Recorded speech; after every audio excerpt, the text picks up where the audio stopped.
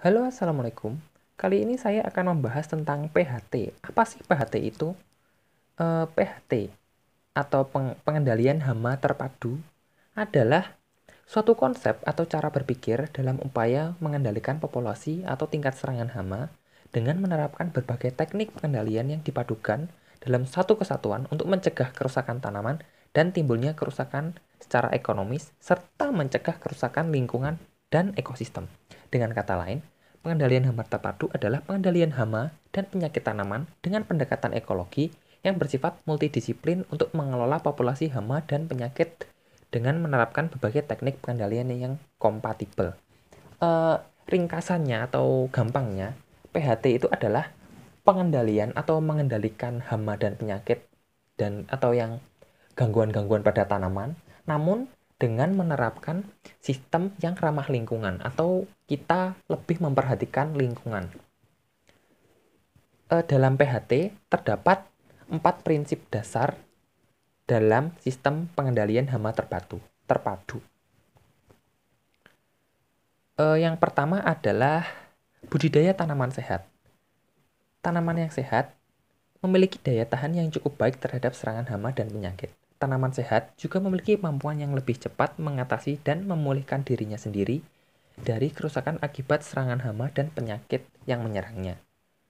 Untuk memperoleh tanaman yang sehat, perlu memperhatikan varietas yang akan dibudidayakan, penyemaian dengan cara yang benar, serta memelihara tanaman yang cepat. Budidaya tanaman yang sehat itu diperlukan karena tanaman yang sehat dia akan lebih tahan terhadap serangan hama dan penyakit. Jadi, prinsip yang pertama adalah kita harus memilih tanaman yang memiliki daya tahan yang baik, serta dalam proses budidayanya itu kita juga harus menanam atau memerawat tanaman tersebut dengan baik. Kemudian memanfaatkan musuh alami. Musuh alami atau agen hayati terbukti mampu menekan populasi hama dan menurunkan resiko kerusakan tanaman akibat serangan hama dan penyakit. Pengendalian hama dan penyakit dengan memanfaatkan musuh alami yang potensial merupakan tolak ukur atau hal-hal yang ditekankan dalam sistem PHT atau pengendalian hama terpadu.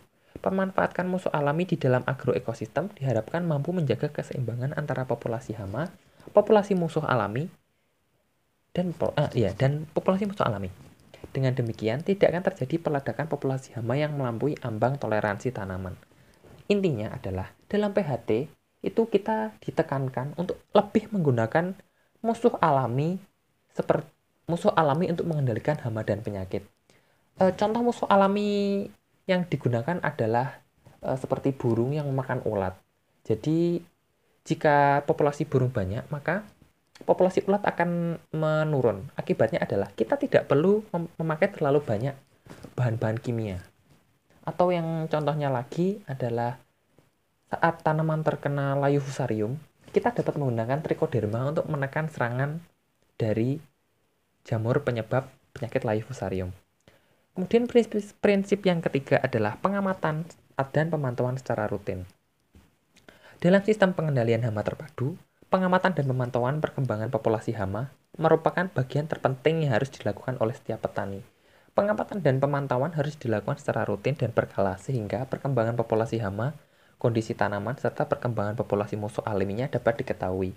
Hasil pemantauan dan pengamatan digunakan sebagai dasar tindakan yang akan dilakukan.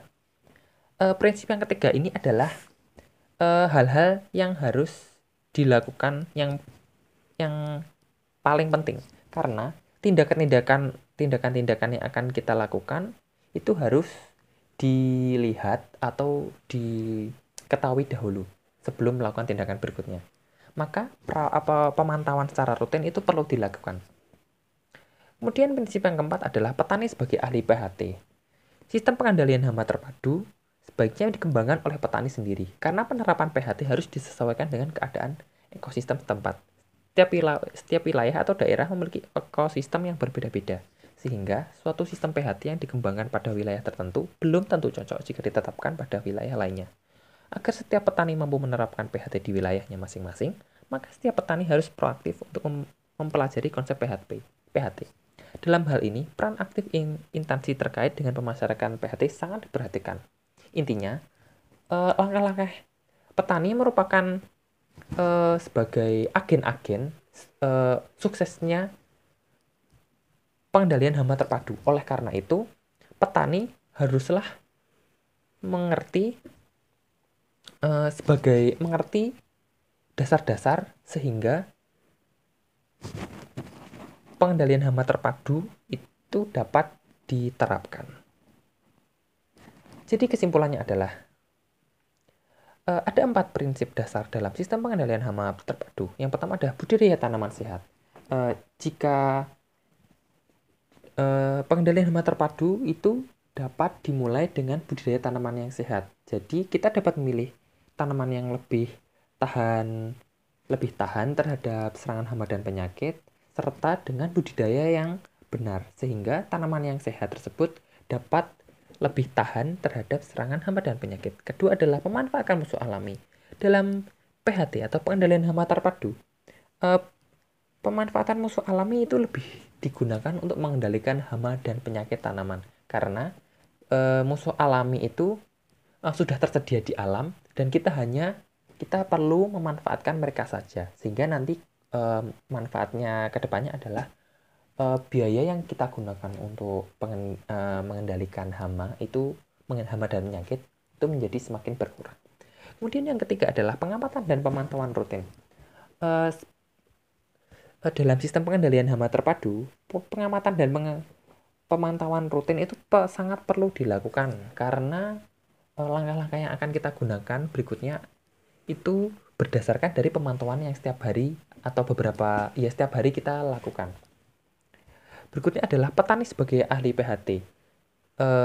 Petani sebagai ahli itu maksudnya adalah hal-hal di atas itu tidak bisa dipahami apabila petaninya sendiri itu tidak memahami tentang prinsip PHT. Oleh karena itu, petani perlu diberi edukasi atau petani perlu tahu hal-hal yang terjadi di lingkungannya. Jadi petani dapat menentukan langkah-langkah yang akan dilakukan berikutnya. Mungkin begitu saja pembicaraan saya atau info yang agak mulek sih mungkin ya, karena ya gitu, ini agak nggak biasa temanya. Terima kasih apabila mendengarkan saya, karena kan videonya mungkin kurang menarik, jadi saya menunjukkan penjelasan saja. Jadi nggak perlu pakai grafis yang tinggi, cukup 144p saja sudah cukup hemat kuota. Pakai kecepatan 1,5 juga bisa kalau terlalu lambat. Ya. Terima kasih apabila telah mendengarkan sampai titik ini lagi. Wassalamualaikum warahmatullahi wabarakatuh.